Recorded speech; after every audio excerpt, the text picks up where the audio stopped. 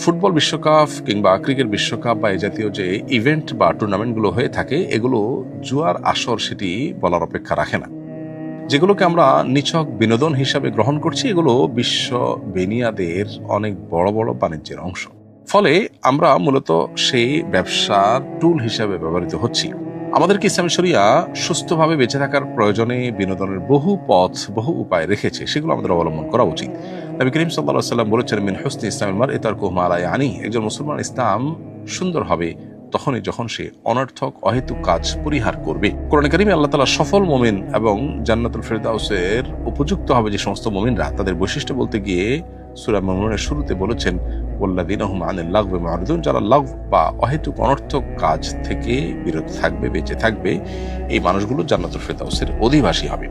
সেজন্য এ সমস্ত খেলাধুলাতে মত্ত হয়ে থাকা, এগুলোতে মাশগুল হয়ে থাকা এবং এগুলোর মধ্যে উন্মাদনায় ডুবে থাকা, এটা কোনো মুমিনের সাথে যায় না। একজন মুমিন যিনি আখিরাতে বিশ্বাসী হবেন, একজন ইমানদার যিনি জান্নাত জাহান্নামে বিশ্বাসী হবেন, তার কাছে জীবনের প্রতিটা মুহূর্ত গুরুত্বপূর্ণ। তিনি সময় নষ্ট করতে পারেন না এভাবে। অন্তত বিনোদনের নামে আরেকজন খেলাধুলা করবে, সেখানে তার লাভ লস নিহিত আছে, এটার পেছনে বহু জুয়া, বহু হারাম বিষয় জড়িত আছে।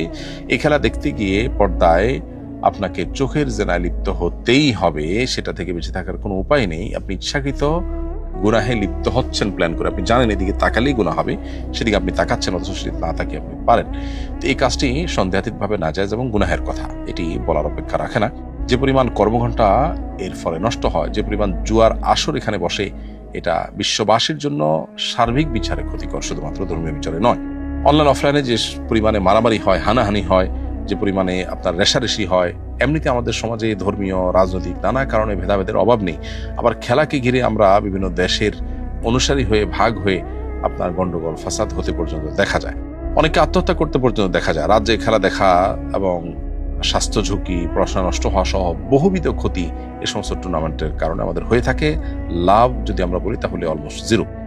পরিবার এবং বন্ধু মহলে সম্পর্ক পর্যন্ত এগুলোর কারণে নষ্ট হয়। এই জন্য বিশ্বকাপ ফুটবল হোক, ক্রিকেট হোক বা এই জাতীয় ইভেন্ট হোক, এগুলোকে অ্যাভয়েড করার বা এগুলোকে পরিত্যাগ করার এই জন্য মানসিকতা আমাদের মধ্যে তৈরি করতে হবে। এবং একজন ইমানদার তার জীবনের প্রতিটা মুহূর্তকে অর্থবহ করবার চেষ্টা করবেন। তিনি অনর্থক কাজে তার জীবন যৌবন সময় নষ্ট করবেন না, কারণ এগুলো সবগুলোর জন্য আল্লাহর কাছে জবাবদিহি আমাদের করতে হবে। আমাদের জীবন